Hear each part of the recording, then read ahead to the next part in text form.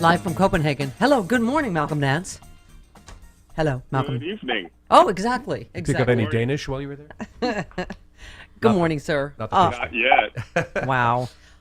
Listen, there's so much tragic news and otherwise. It's hard to, but I have to say, this Trump-Russia thing, I know every time we talk, we're like, wow, this is heating up. But this is really pretty insane, this latest thing, isn't it? About the Russians, what do you call it, using the Facebook to micro-target Wisconsin and Michigan. That was just exactly the Trump campaign's internal strategy. Isn't that a weird coincidence, as they say? Well, as you know, coincidence takes a lot of planning. And I think it was David Corn who noted on the internet the other day that polls in Wisconsin, Michigan, and Pennsylvania had Hillary ahead by 30%. Yep.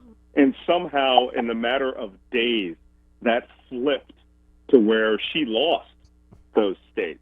Micro-targeting by the Russians, which is suspect, because as you know, the Jared Kushner and Steve Bannon ran a company called Cambridge Analytica, which was funded by the Mercers, and that was a data collection organization in order to micro-target for campaign advertising and flip former Obama voters over to Trump.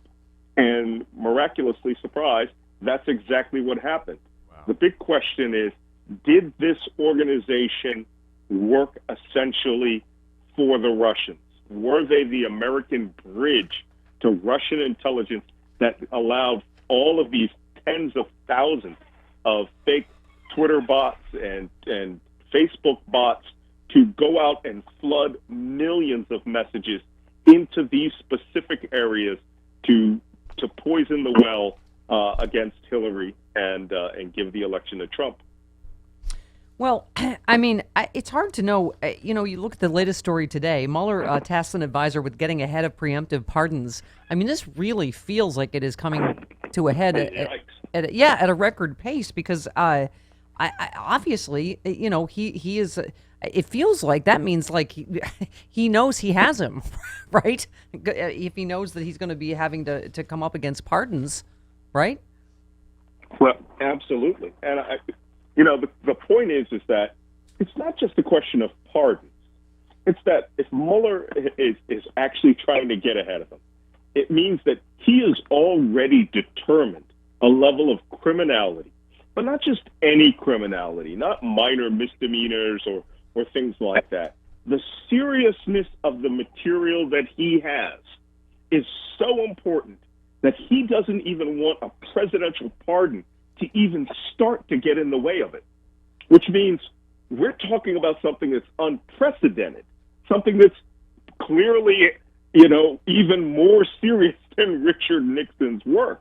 These little actions by Mueller speak volumes if you read them back and understand that Mueller's not going to go and try to cut off a presidential pardon for a misdemeanor or even a low-level felony. He obviously has very high-level information about this, and he doesn't want anyone to get away with it.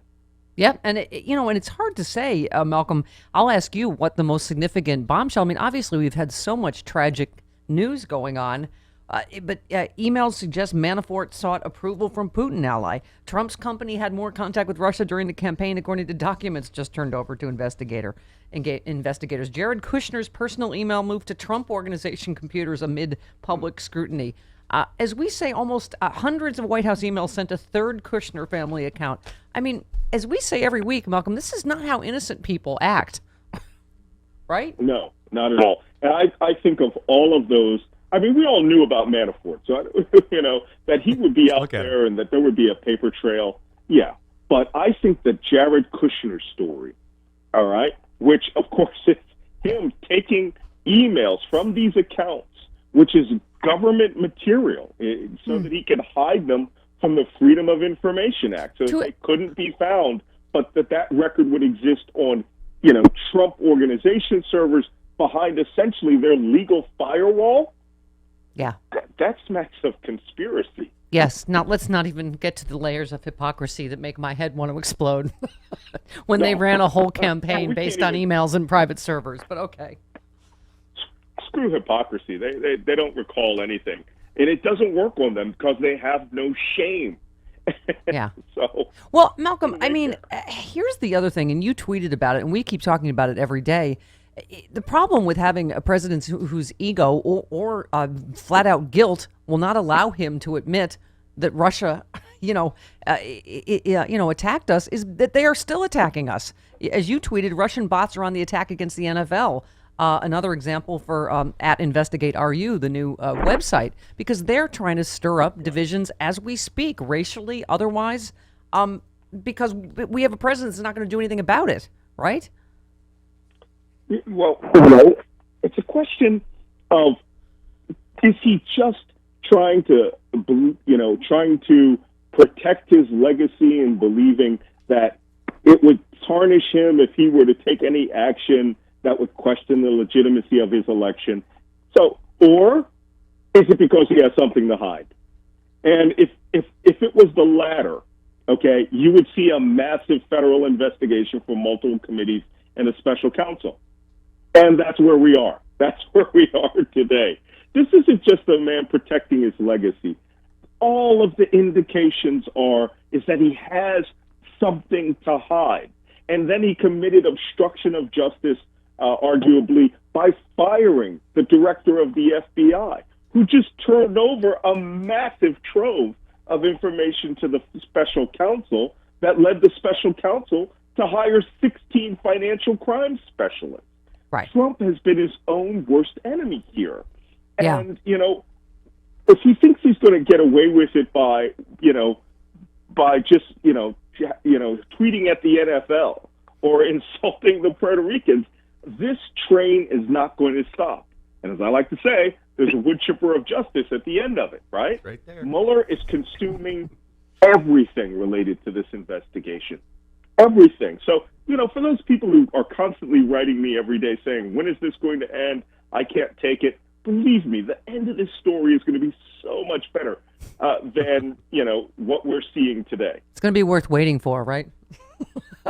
Well, yeah, but you have, why do you think the Russians are on the attack against, the Committee to Investigate Russia, Morgan Freeman and Rob Reiner? Right. Because now there is a new organization that has valid, clean information, that have their Twitter feed at Investigate Russia RU, as you keep saying, that is now a third leg. You have Hamilton 68 with Clint Watts putting out and tracking down Russian attacks.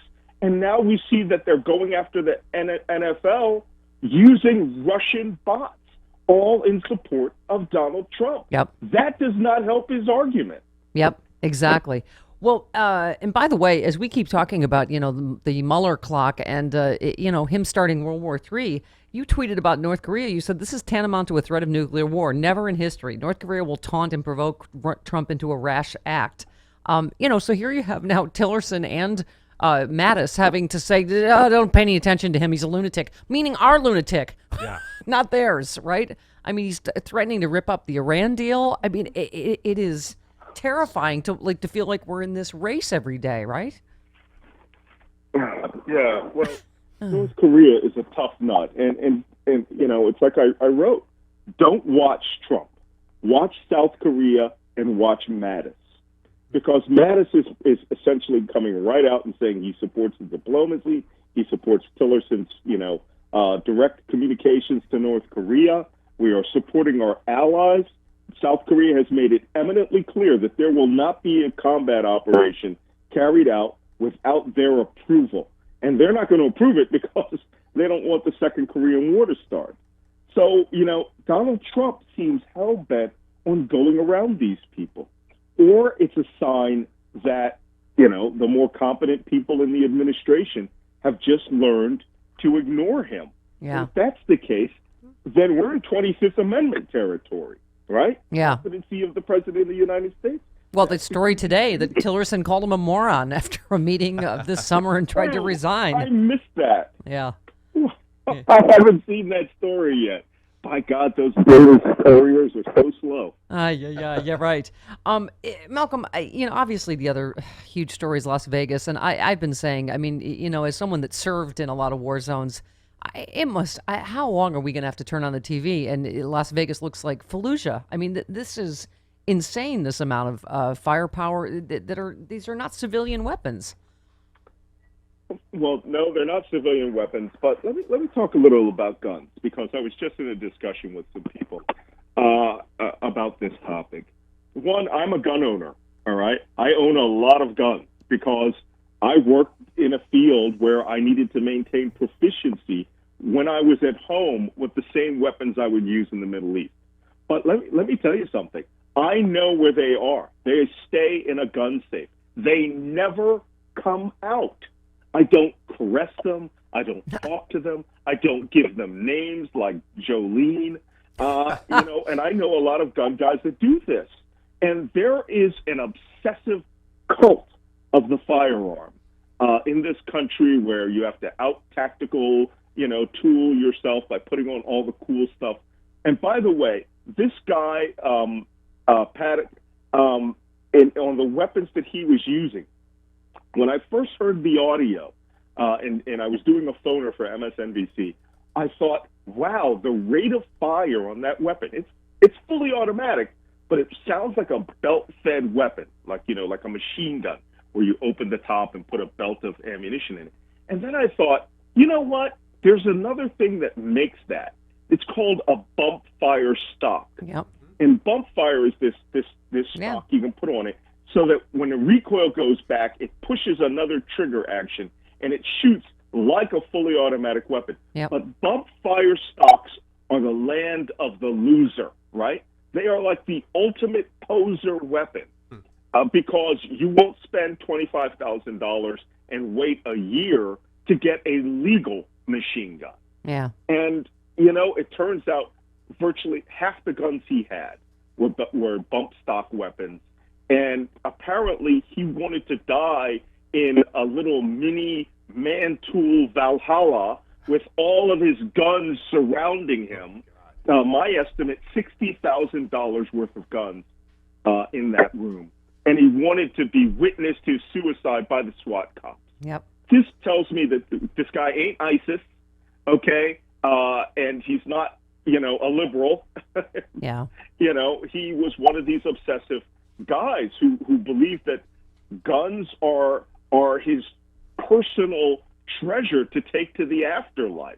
Yeah. And it's very reminiscent of a SWAT when 3 SWAT officers were killed by a gun nut in I want to say 2009 because he believed Obama was coming to take his weapon. So he killed the first 3 SWAT officers. They came through the door. All right, Malcolm, running long.